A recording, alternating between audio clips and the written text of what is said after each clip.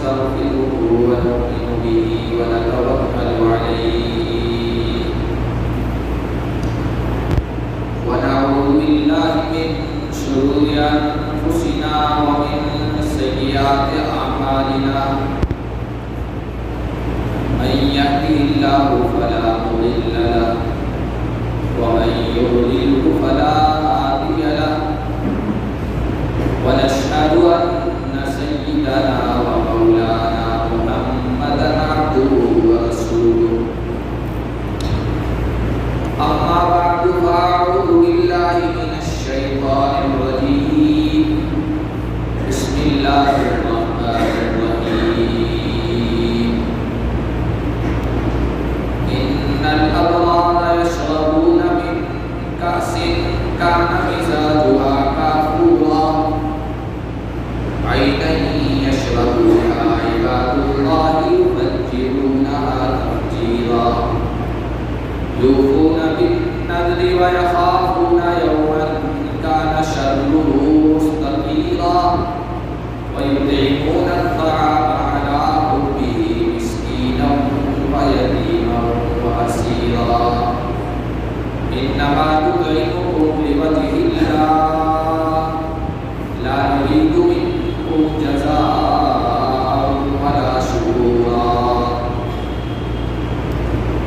وجاء رجل إلى النبي صلى الله عليه وسلم فقال أي الصدقة أعظم أجرا فقال النبي صلى الله عليه وسلم أن تصدق وأنت صحيح شحيح تخشى الفقر وتأكل الغنى ولا تمهل حتى إذا بلغت الحلقوم قلت لفلان كذا ولفلان كذا وقد كان لفلان أو كما قال النبي صلى الله عليه وسلم درود شريف اللهم صل على محمد وعلى آل محمد كما صليت على إبراهيم وعلى آل إبراهيم إنك حميد مجيد اللهم بارك على محمد وعلى آل محمد كما باركت على إبراهيم وعلى آل إبراهيم إنك حميد مجيد. میرے محترم بزرگوں اور عزیز دینی بھائیوں،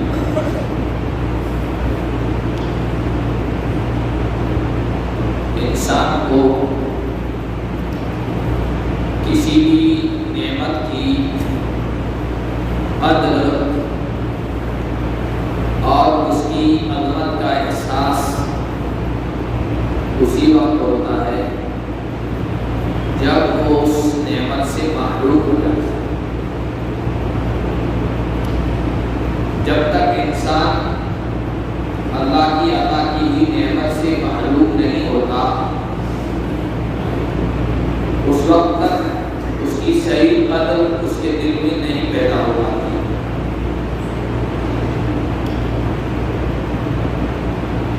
آج کی کتنی قدر ہے اور یہ کتنی بڑی نعمت ہے، آنکھوں والے کے اس کا احساس نہیں۔ جو اس نعمت سے محروم ہو گیا ہے، نابینا، اس سے جا کے پوچھیے کہ اس نعمت کی کتنی قدر ہے اور کتنی قیمت ہے۔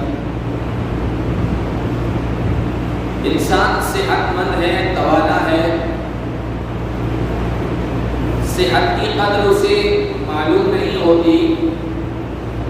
جو بیمار پڑ گیا ہے، مرض میں مبتلا ہو گیا ہے، اس سے پوچھیے کہ صحت اور تندرستی کی کتنی قدر ہے اور یہ کتنی بڑی اللہ کی نعمت ہے۔ اسی اعتبار سے اللہ تبارک و تعالیٰ کی بے شمار نعمتیں، کھانے سے لے کر، پینے سے لے کر، رہنے سہنے تک، اس کے علاوہ زندگی سے جڑی ہوئی بے شمار نعمتیں ہیں جن کی ہم قدر نہیں کر پاتے۔ اس کا احساس اسی وقت ہوتا ہے جب وہ نعمت نہیں رہتی، یا ہم اس کو دیکھتے ہیں جس کے پاس وہ نعمت نہیں ہے۔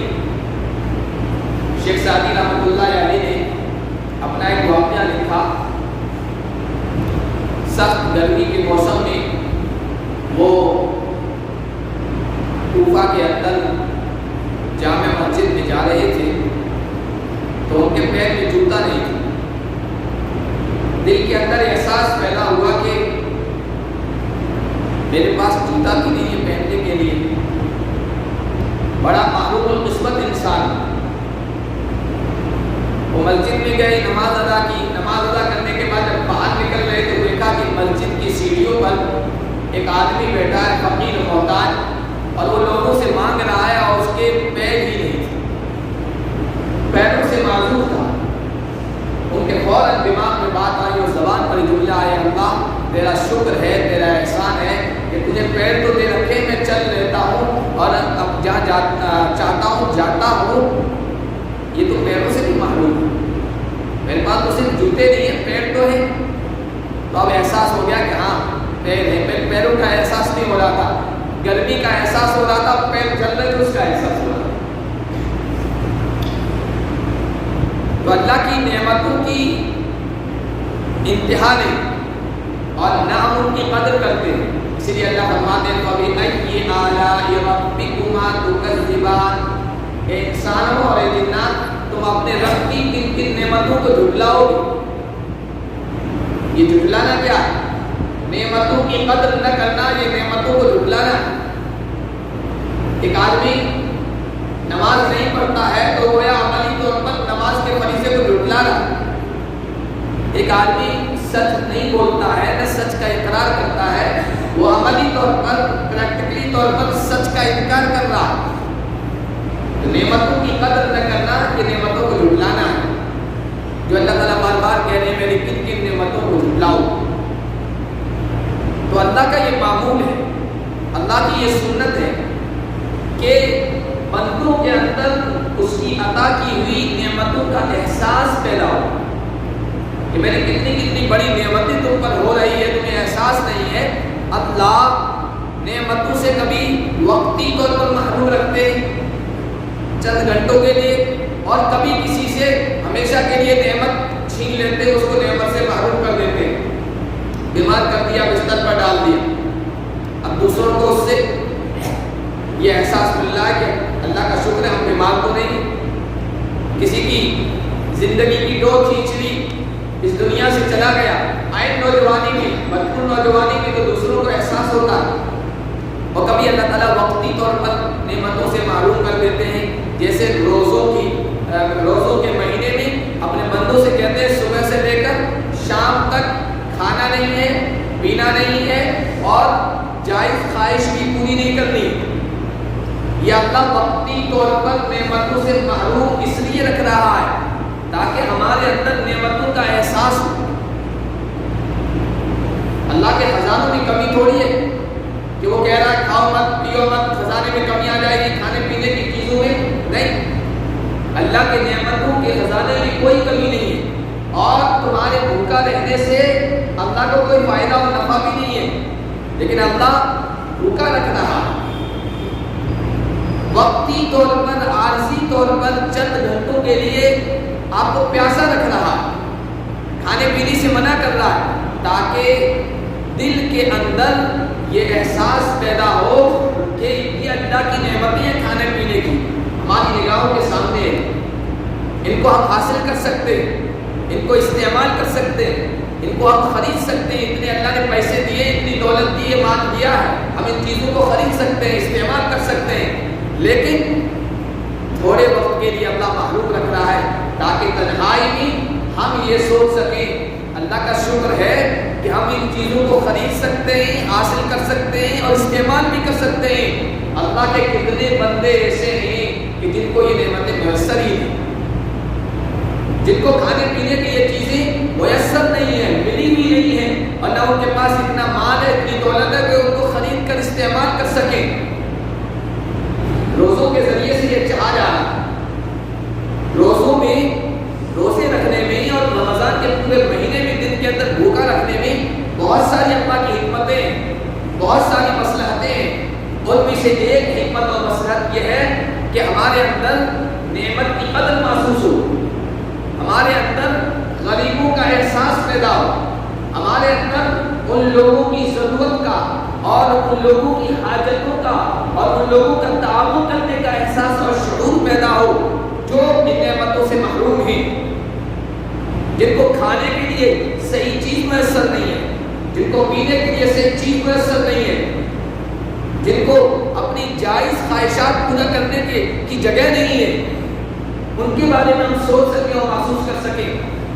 یہ روزوں کے ذریعے سے اور بھوکا اور پیاسا رکھنے کے ذریعے سے یہ چاہا جا رہا ہے، یہ اس کے پیچھے حکمت اور مصلحت حس پیدا ہو، اس لیے کہ بے حس قوم میں کوئی ہمدردی کا جذبہ پیدا نہیں ہو سکتا ہے، ایثار کا جذبہ پیدا نہیں ہو سکتا ہے، دوسروں کے لیے قربانی دینے کا جذبہ پیدا نہیں ہو سکتا ہے۔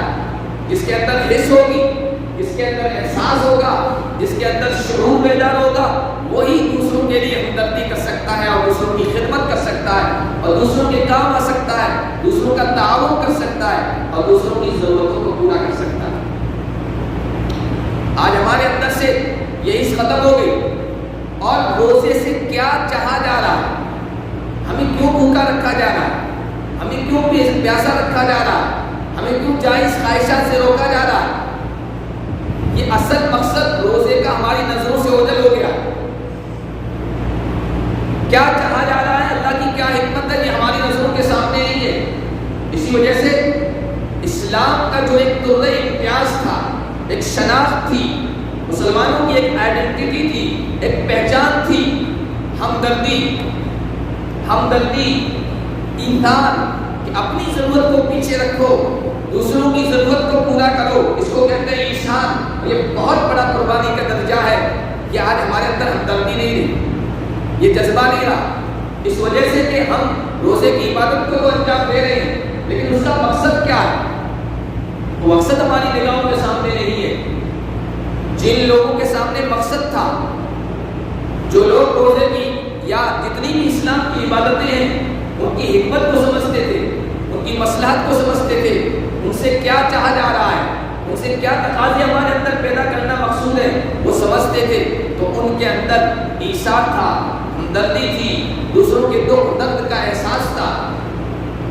آج تو ہماری یہ حالت ہے کہ ہم بے حس ہو گئے، ہمدردی تو بہت دور کی بات، ایثار اور قربانی اور دوسروں کے کام آنا جو اسلام کی ایک پہچان تھی اور مسلمانوں کی ایک شناخت تھی، وہ تو بہت دور کی بات ہے۔ آج ہماری حالت یہ ہو گئی ہے کہ کسی کو خوشحال دیکھ کر ہمیں پریشانی ہو جاتی ہے، کسی کو کھاتا پیتا دیکھ کر، اچھی حالت میں دیکھ کر ہمارا بی پی ہائی ہو جاتا ہے۔ یہ ہمارا حال ہو گیا، ہمدردی کہاں سے آئی؟ اور یہ اس لیے ہوا ہمارا حال کہ عبادتوں کے پیچھے کا مقصد ہماری نگاہوں سے اوجھل ہو گیا۔ جن لوگوں کے سامنے تھا ان کے اندر کیسی ہمدردی تھی، کیسا جذبہ تھا دوسروں کے کام آنے کا، کیسا جذبہ تھا کہ خود پیاسے رہے دوسروں کو پلا لے، ایسی ہمدردی تھی کہ خود بھوکے رہ رہے دوسروں کو کھلا رہے، ایسی ہمدردی تھی کہ اپنی ضرورتوں کو پیچھے رکھ رہے دوسروں کی ضرورتوں کو پورا کر رہے۔ اور اسلام سے پہلے ان کی کیا حالت تھی ہوگی آپ دیکھیں، 3 افراد ہیں، 3 لوگ، اکرمہ بن ابو جہل بعد میں رضی اللہ عنہ بنے، صحابی بنے، اکرمہ بن ابی جہل، حارث بن ہشام، عمرو بن سہیل یا سہیل بن عمرو، یہ 3 لوگ کیسے ظالم، کیسے سخت دل، کتنے ظلم کرنے والے، لیکن اسلام لانے کے بعد ان کی کیا حالت ہوئی میں آپ کے سامنے رکھنا چاہتا ہوں۔ اسلام سے پہلے کیا ہے، غزوہ احد میں یہ لوگ اللہ کے نبی صلی اللہ علیہ وسلم کے خلاف آئے، اللہ کے نبی صلی اللہ علیہ وسلم کے خلاف انہوں نے مورچہ سنبھالا، اللہ کے نبی صلی اللہ علیہ وسلم کو تکلیف پہنچائی اور آپ کے سر مبارک کو بھی زخمی کیا۔ لیس لک من الامر شیء او یتوب علیہم او یعذبہم فانہم ظالمون، 4 پارے میں آیا اللہ کے نبی صلی اللہ علیہ وسلم کا سر زخمی ہوا، خون بہ رہا تھا، اور اللہ کے نبی اس طرح اپنا خون پہنچ رہے تھے اور ہاتھوں میں خون تھا اور کہہ رہے تھے کیف یفلح قوم شجوا رأس نبیہم، وہ قوم، وہ لوگ کیسے کامیاب ہو سکتے ہیں، وہ لوگ کیسے کامیاب ہو سکتے ہیں جنہوں نے اپنے نبی کو زخمی کر دیا اور اپنے نبی کے سر مبارک سے خون بہا دیا۔ اللہ نے فرمایا اے نبی لیس لک من الامر شیء، آپ کو اس معاملے میں کوئی دخل نہیں ہے، اور یتوب علیہم ویعذبہم، ان کو کامیاب کرنا یا ناکام کرنا، ان کو ہدایت پر لانا یا ہدایت پر نہ لانا، یہ اللہ کے ہاتھ میں، اللہ کے قبضے میں ہے۔ ہو سکتا ہے اللہ ان کو توبہ کی توفیق دے دے، یہ اسلام قبول کر لے، یا پھر اس حال میں ان کو موت آئے کہ یہ ظالم ہیں تو اللہ ان کی سزا دے گا۔ وہ لوگ جنہوں نے اللہ کے نبی کو زخمی کیا، انتہائی سخت زمانہ جاہلیت میں لوٹ مار کرنے والے، ان کی اولاد سکون سے گزرتی تھی جس میں وہ دوسروں کو لوٹا کرتے تھے، دوسروں کی عزت پر حملہ کیا کرتے تھے۔ مکہ فتح ہوا، اللہ کے نبی صلی اللہ علیہ وسلم کی خدمت میں تینوں آ کر دو زانوں بیٹھ گئے، جس طرح تشہد میں ہم بیٹھتے، مشرف با اسلام ہو گئے، اللہ کے نبی صلی اللہ علیہ وسلم کے ہاتھ پر ایمان لے آئے۔ اب ان کی پہلے کی زندگی یہ تھی، صحابہ کی پہلے کی زندگی جو جاہلیت کی تھی، ظلم والی تھی، زیادتی والی تھی، گناہوں والی تھی، بیان کرنا اچھا تو نہیں لگتا ہے، لیکن تھوڑا کمپیئر کریں کہ ان کی زندگی میں انقلاب کیسے آئے، ان کی زندگیوں میں تبدیلی کیسے آئی، چینجنگ کیسے آئی۔ فتح مکہ کے بعد اللہ کے نبی کے غلام بن گئے، اسلام کے سچے خادم بن گئے۔ پھر ایک موقع آیا ایک لڑائی کا جسے غزوہ موتا کہتے ہیں، اس میں یہ لوگ شریک ہوئے اور اس میں کافی مسلمان زخمی ہوئے، ان میں سے یہ تینوں زخمی ہوئے، اکرمہ بن ابی جہل، حارث بن ہشام، سہیل بن عمرو۔ زخمیوں کا جو خیمہ تھا اس میں یہ لا کر رکھے گئے اور وہاں پڑے۔ ان کے کوئی ایک رشتہ دار کہتے ہیں کہ میں نے دیکھا، تلاش کرنے کے لیے میں نکلا، اپنے بھائی کو تلاش کرنے کے لیے پانی کا پیالہ ساتھ میں لیا، کسی کو ضرورت ہوگی تو پانی پلا دوں گا۔ تو جب میں وہاں پہنچا ہوں اکرمہ بن ابی جہل کے پاس، تو انہوں نے پیالہ دیکھ کر پانی کے لیے کہا، ان کی نگاہیں جو ہے تلاش کر رہی تھی پانی کو، تو میں نے ان کو پانی پیش کیا۔ ان کو جیسے پانی پیش کیا، اب پینے کی نوبت آئی نہیں تھی کہ پاس میں سے العطش کی آواز آئی، بھائی مجھے بھی پیاس لگی ہوئی ہے، ذرا ادھر بھی دے دینا۔ تو اکرمہ بن ابو جہل زخمی حالت میں ہے، پیاس کی شدت ہے، آخری وقت ہے، انہوں نے اشارہ کر دیا کہ نہیں، وہ پانی مانگنے کے پہلے ان کو پلا۔ حارث بن ہشام کو پلا، حارث بن ہشام کے پاس پہنچا تو پھر ادھر تیسرا زخمی تھا سہیل بن عمرو، ان کی طرف سے آواز آئی کہ بھائی پی لینا، کچھ بچ جائے تو مجھے بھی دے دینا۔ حارث بن ہشام نے پیا نہیں، کہا کہ ان کو پہلے پلا دو، پہلے وہ پی لے اس کے بعد میں پی لوں گا۔ وہ آدمی کہتے ہیں سہیل کے پاس پہنچا تو اس کی روح پرواز کر چکی تھی، وہ فوت ہو چکے تھے۔ میں جلدی سے دوسرے آدمی کے پاس آیا کہ ان کو پلا دو، ان کے پاس پہنچا، حارث کی بھی روح پرواز کر چکی تھی۔ میں دوڑ کر پہلے آدمی اکرمہ کے پاس آیا، اکرمہ کے پاس پہنچتا ہوں تو ان کی بھی روح پرواز کر چکی تھی۔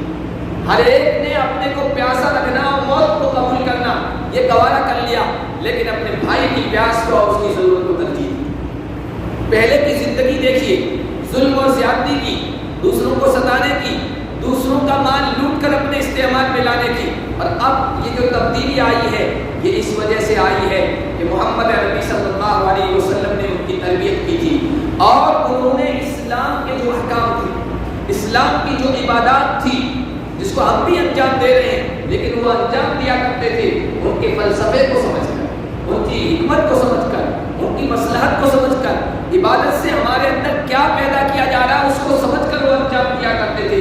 نماز پڑھتے تھے، نماز کیوں پڑھی جا رہی ہے؟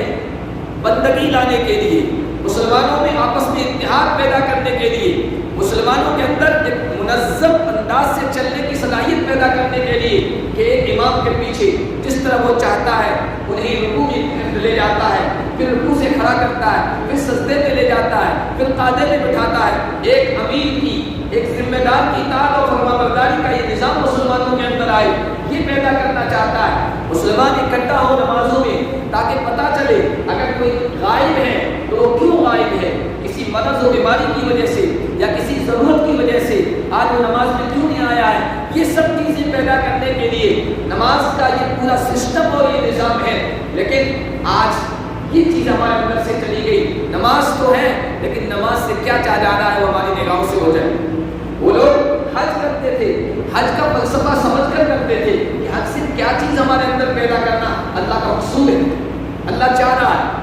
وہ لوگ زکات دیتے تھے، اور زکات دینے کا فلسفہ کیا ہے، اس کے پیچھے ریزن کیا ہے، سبب کیا ہے، وہ ان کے سامنے ہوا کرتا تھا۔ وہ لوگ روزہ رکھتے تھے، اور روزہ کا مقصد کیا ہے، روزے کا فلسفہ کیا ہے، روزے سے کیا چاہا جا رہا ہے، وہ ان کے سامنے تھا۔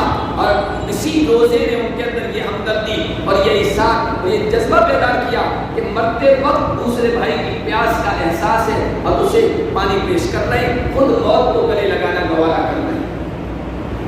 یہ ان کی زندگی میں تبدیلی ان عبادتوں کی وجہ سے آئی۔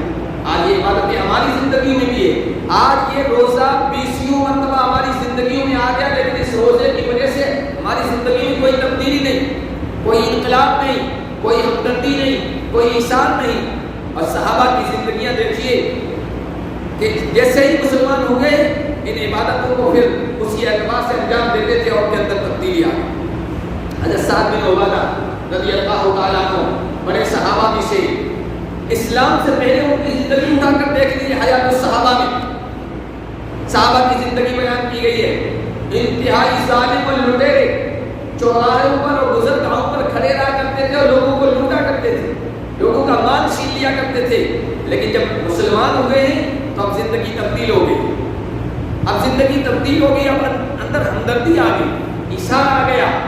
پھر ان کی زندگی اٹھا کر دیکھ لیجیے بعد کی، ان کے بارے میں آتا ہے کہ جب سورج غروب ہوتا تھا، سورج چھپتا تھا شام کو، تو ایک غلام ان کا متعین تھا جو مدینے کے اندر ایک اونچی جگہ پر چڑھ کر اعلان کیا کرتا تھا کہ اے مدینے کے لوگوں، اگر کسی کے گھر میں روٹیاں ہیں اور سالن نہیں پکا ہے، سالن کی گنجائش نہیں ہے، تو وہ ساتھ میں عبادہ کے گھر سے سالن لے کے جائے۔ کہاں دوسروں کے لوٹنے والے، دوسروں کا مال چھیننے والے اور اپنا مال دوسروں پر قربان کر رہے ہیں۔ انہی حضرت سعد کے ایک فرزند ہیں، ایک بیٹے ہیں، حضرت قیس بن سعد بن عبادہ، انتہائی قسم کے ظالم، انتہائی قسم کے جابر، انتہائی قسم کے غاصب، لٹیرے، جتنے بھی بدماش لٹیرے لوگ ہوتے تھے، ان کا ٹھکانہ، ان کی آماج گاہ ان کا گھر ہوا کرتا تھا۔ یہاں اس کی بھی بنتی تھی لوگوں کو لوٹنے کی، لوگوں کی عزتوں پر حملہ کرنے کی۔ حضرت قیس بن سعد بن عبادہ کے گھر یہ حال تھا ان کا پہلے کی زندگی کا۔ اور اسلام کے بعد پھر ان کے اندر کیسی ہمدردی آئی، اسلام قبول کرنے کے بعد پھر لوگوں کے لیے کیسا ایثار آیا، کیسا قربانی دینے کا جذبہ ان کے اندر آیا۔ وہ دیکھیے، ایک عورت ان کی خدمت میں حاضر ہوتی اور کہتی ہے، چونکہ بعد میں یہ بہت مشہور ہو گئے تھے، سخی، دینے والے، فیاض، لوگوں کی ضرورتوں کو پورا کرنے والے، اسلام لانے کے بعد اتنی ہمدردی آ گئی تھی۔ تو ایک عورت آئی اور آ کر کہنے لگی کہ میں آپ کے پاس آئی ہوں اس حال میں کہ سب لوگوں کے گھروں میں چوہے ہیں، میرے گھر میں چوہے نہیں۔ اب سمجھنے والے سمجھ جاتے ہیں، جن کا دماغ وہاں نقطے تک پہنچ جاتا ہے، ورنہ ہم جیسے لوگوں کا نہیں پہنچتا۔ صحابہ کا پہنچ جایا کرتا تھا، اس لیے کہ ان کے سامنے آخرت تھی۔ جن لوگوں کے سامنے آخرت ہوتی ہے تو معمولی سا نقطہ ان کی آخرت کا سمجھ میں آ جاتا ہے۔ جیسے دنیاوی کاروبار اور دنیاوی لین دین کی کوئی معمولی باریک نقطے کی کوئی چیز ہو، فوراً ہمارے سمجھ میں آ جاتی ہے، اس لیے کہ دنیا کا فائدہ اور دنیا کا نفع ہمارے سامنے ہے۔ اب ہمارے جیسا کوئی انسان ہوتا تو کہتا اچھی بات ہے، آپ کے گھر میں چوہے نہیں ہیں، دوسرے گھروں میں چوہے ہیں، یہ اچھی بات ہے۔ لیکن وہ سمجھ گئی کہ یہ عورت بڑی خوددار ہے، بڑی خوددار ہے، کسی کے سامنے مانگتی نہیں ہے اور اچھے طریقے سے اپنی ضرورت کو، اپنے فقر کو، اپنی محتاجگی کو پیش کر رہی ہے۔ اس لیے کہ چوہے تو وہاں جاتے ہیں جہاں کھانے پینے کی چیز ہو، جہاں اناج غلہ ہو وہاں چوہے جاتے ہیں، جہاں اناج غلہ نہ ہو وہاں چوہے کیسے جائیں؟ اس نے حضرت قیس نے ان کا پتہ وغیرہ سب نوٹ کیا، گھر کا پتہ کیا، اور اس کے بعد کہا بہن چلی جاؤ، انشاءاللہ آپ کے پاس آپ کا کام ہو جائے گا، آپ کے پاس ضرورت پہنچ جائے گی۔ پھر اپنے گھر آئے اور گھر میں غلام سے کہا کہ بھائی اونٹ لے آؤ، مضبوط اونٹ ہٹا کٹا، اس کے اوپر بولا رکھو، ایک طرف بولے کے اندر آٹے کی بوریاں رکھو، آٹا بھرو، دوسری طرف کھجوریں، عربوں میں کھجوریں استعمال ہوتی تھی، کھجوریں بھرو، اور گھی کتنا، اس نے کہا اتنا موجود ہے، گھی اس میں رکھ دو۔ بیوی سے کہا کہ گوشت کا کیا حال ہے، عربوں میں اونٹ ذبح کر دیا کرتے تھے، پھر گوشت کو سکھا کر رکھ دیا کرتے تھے، سال بھر چلا کرتا تھا، اور سخی جو لوگ ہوتے تھے وہ ایک ایک ایک ہی مرتبہ میں کئی اونٹ سوا کر کے گوشت کو سکھا کر رکھ دیا کرتے تھے. کہا گوشت کا کیا حال ہے؟ بیوی نے کہا کہ کمرہ بھرا ہوا ہے سوکھے گوشت کا. کہا گوشت بھی بھر دو. غلام سے کہا جب تک اونٹ آواز نہ نکالے, اونٹ پر بوجھ رکھتے جاؤ, جب زیادہ بوجھ ہوتا تو آواز کرنے لگتا, کہ جب تک اونٹ آواز نہ نکالے تب تک یہ بھرتے رہو. جب یہ کیفیت ہو گئی تب کہا کہ آپ یہ فلاں عورت کے گھر میں پہنچا دو, اس کا گھر راشن سے بھر دیا. میں نے پہلے کی زندگی بتائی کہ لٹیرے تھے, جتنے لٹیرے لوگ تھے ان کی آماج کا ان کا ٹھکانہ ان کا گھر تھا. لیکن دیکھیے عبادتوں نے, ان روزوں نمازوں حج زکات کی عبادت نے ان کے اندر یہ تبدیلی پیدا کی کہ لوگوں کے لیے ہمدردی آ گئی. یہ صحابہ کرام رضوان اللہ علیہم اجمعین کے اندر تبدیلی اس وجہ سے آئی کہ وہ عبادتوں کو انجام دیتے تھے ان کے مقصد کو سامنے رکھتے. آج عبادتوں کا مقصد ہمارے سامنے نہیں رہا. اور پھر صرف یہ نہیں کہ انسانوں کے ساتھ ہمدردی, صحابہ کی یہ ہمدردی پھر انسانوں سے آگے بڑھ کر جانوروں تک, حیوانات تک پہنچی. وہ حیوانوں کے بھی ہمدرد, وہ جانوروں کے بھی ہمدرد تھے. اور کتنے سارے واقعات میں آپ کو بتا سکتا ہوں صحابہ کے, کہ اپنی ضرورتوں کو پیچھے رکھ کر وہ جانوروں کا خیال رکھا کرتے تھے, اور جس طرح اپنی ضرورت پوری کر رہے ہیں اس طرح جانوروں کا بھی خیال کیا کرتے تھے. حضرت علی بن حاتم ایک صحابی, روزانہ ان کا معمول تھا گھر کے باہر روٹی کو چورا کر کے ڈالا کرتے تھے, اور ڈالتے ہوئے کہتے تھے یہاں چونٹیاں رہتی ہیں, اتنا ہوتا جارات لنا, یہ چونٹیاں ہماری پڑوسن ہیں, یہ چونٹیاں ہماری پڑوسن ہیں, یہ چونٹیاں ہماری پڑوسن ہیں, ان کا خیال رکھنا, ان کے حقوق کا ادا کرنا یہ ہماری ذمہ داری ہے. روزانہ اس کا وہ کیا کریں. آج جانوروں کا خیال کرنا, پرندوں کا خیال کرنا ہم نے سمجھ رکھا یہ غیر مسلموں کا کام. کبوتروں کو دانا ڈالنا, کتے بلیوں کو ڈالنا, دوسرے جانوروں کو ڈالنا, اس یہ سب غیر مسلموں کا کام ہے. مسلمانوں کا اس سے کوئی تعلق نہیں. وہ کہتے تھے انہن جارات لنا, یہ ہماری پڑوسنی ہے, ان کا خیال رکھنا ضروری ہے. اور روٹی چون کے ان کو روزانہ ڈالا کرتے تھے. یعنی ہمدردی انسانوں سے بڑھ کر آگے جانوروں تک پہنچی. اور یہی نہیں, ہر چیز بھی جانوروں کا بھی حق ہے, جس طرح ہمارا حق ہے کہ ان کے اندر جذبہ پیدا ہو گیا. ابو اسحاق شیرازی ایک بہت بڑے عالم گزرے, اپنے شاگردوں کے ساتھ جا رہے تھے, سامنے سے کتا آ